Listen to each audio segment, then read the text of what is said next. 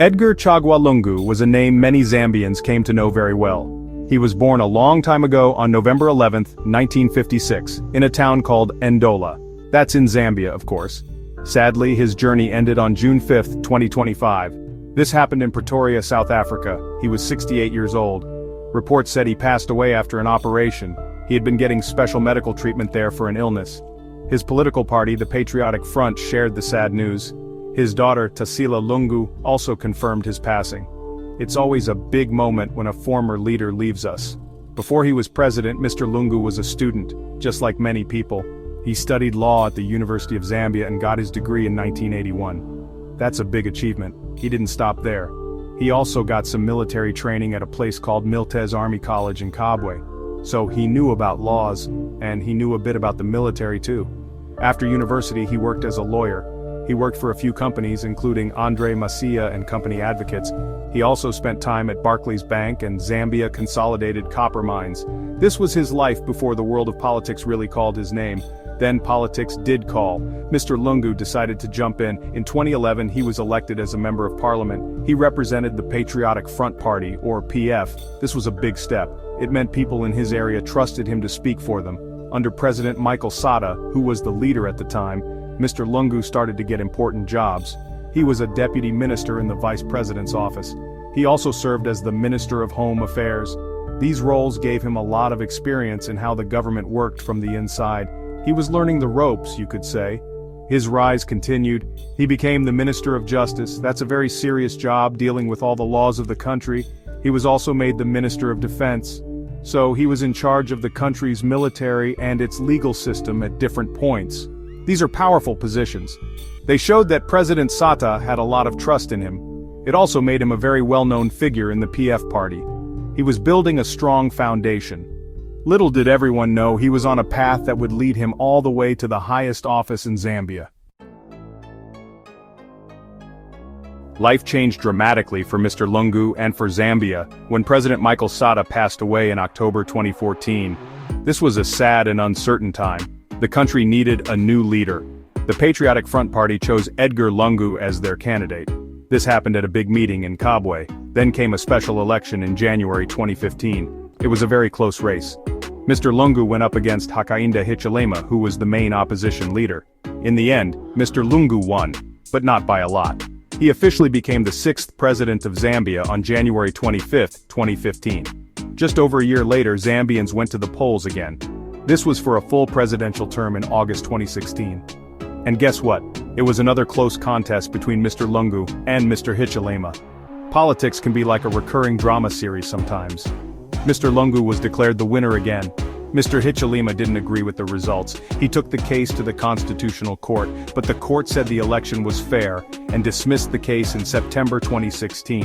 So Mr. Lungu was sworn in for his first full 5-year term as president on September 13, 2016. During his time as president, Mr. Lungu did some notable things. One important step was appointing Inonga Wina as Zambia's vice president.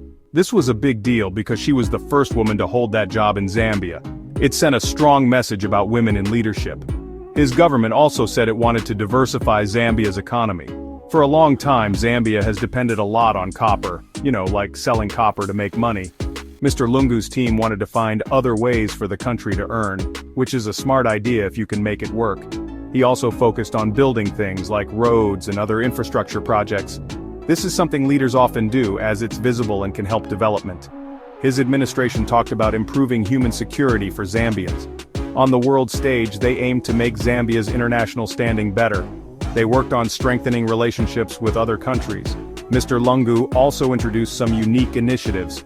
For example, he commuted death sentences for some prisoners.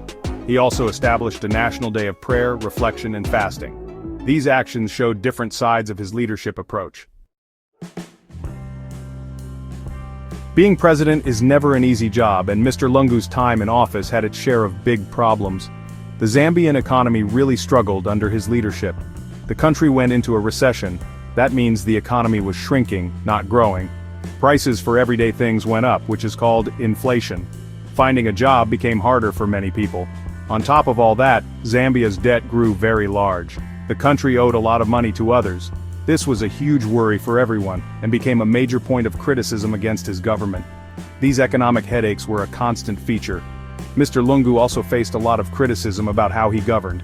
Some people said his government was too tough on those who disagreed with it. They accused him of using heavy-handed security measures. There were reports of media outlets that were critical of the government being shut down. Think about that. If the news can't report freely, it's hard for people to know what's really going on. Activists and opposition members sometimes faced intimidation or even arrest. This led to serious concerns about freedom of speech and political space in Zambia. His government passed a law called the Cybersecurity and Cybercrimes Act. Now laws about the internet can be good, they can protect people. But some worried this law was really about stopping people from speaking out online. When there was unrest, Mr. Lungu sometimes used emergency powers. This gave the government more control, but it also led to accusations that he was becoming too authoritarian. An authoritarian leader is someone who wants a lot of control and doesn't like opposition. These actions made many people uncomfortable and worried about the direction of the country's democracy.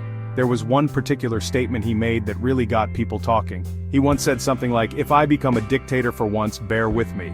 He suggested he might need to take unprecedented measures that could affect people's rights. Imagine hearing that from your leader. It's not exactly reassuring, is it? While some might have seen it as a tough leader ready to make hard choices, many others saw it as a dangerous sign. These kinds of statements and actions definitely shaped how people saw his presidency and fueled the criticisms against him. Mr. Lungu's time as president came to an end after the August 2021 election. This time he faced his longtime rival, Hakainde Hichilema again. But the result was very different. Mr. Hichilema won by a lot, nearly 1 million votes. It seemed many Zambians were not happy and wanted a change.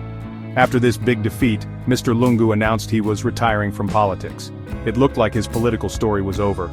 He had served his time, won some, lost some, and was now stepping away from the political stage. That's often how it goes for leaders. But wait, the story wasn't quite finished. In 2023, Mr. Lungu decided to come back to active politics. This happened as his successor, President Hichilema, started to face his own challenges, and his popularity dipped a bit. When Mr. Lungu returned to politics, the government said he couldn't keep his retirement benefits. That caused a bit of a stir. He even hoped to run for president again in the 2026 elections. However, towards the end of 2024, the Constitutional Court made a ruling. They said he couldn't run again because he had already served the maximum 2 terms allowed. That decision put an end to his comeback plans. So, how will Edgar Lungu be remembered? It's complicated, as legacies often are.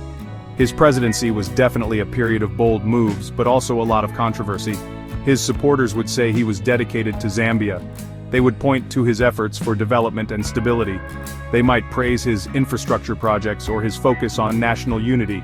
They saw him as a strong leader, trying his best in difficult circumstances. He was someone who rose from humble beginnings to lead the nation, which is an inspiring story in itself for some. On the other hand, his critics will remember the tough economic times. They'll point to the rising debt and the struggles many Zambians faced. They will highlight the concerns about governance, the shrinking democratic space, and the political tensions. Some remember him through the words of his daughter Tassila, who spoke of one Zambia, one nation when announcing his passing. Others might recall him as a good foot soldier, lawyer and politician, father, husband and grandparent as some described him. Ultimately, his impact on Zambia's political story is undeniable, a chapter with many different interpretations.